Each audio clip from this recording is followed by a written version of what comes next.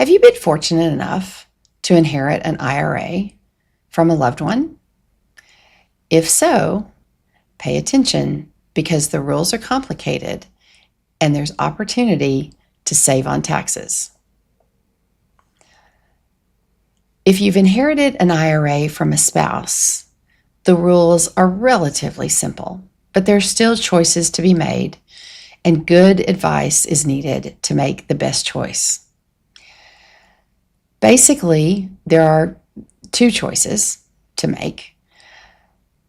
You can take it as an inherited IRA from your loved one, or you can roll the IRA into your own IRA, and then you use your life expectancy as the base for your required minimum distributions. Some people believe that rolling it into your own IRA is the best answer all the time. Most of the time it is, but not always. So therefore, before that IRA gets rolled over to your name, please get some advice from not only your financial advisor, but also your tax advisor, because it can make a big difference for you and your family.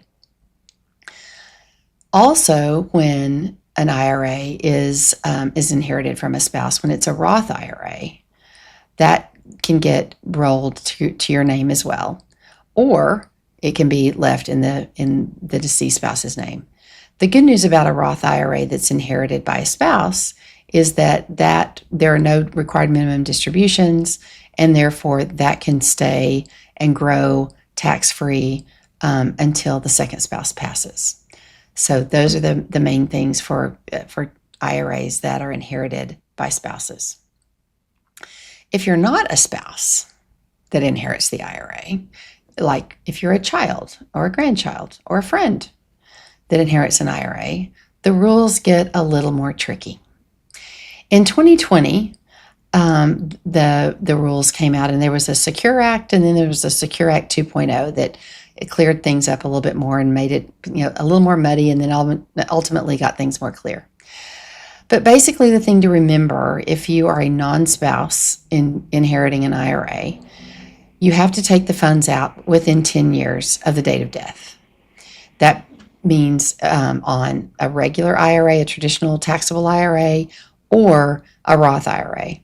So on a Roth IRA, you can leave it in there until 10 years from the date of death, and then withdraw that money at that point in time and let it grow tax-free all those 10 years. So that's a really great thing on the Roth IRAs.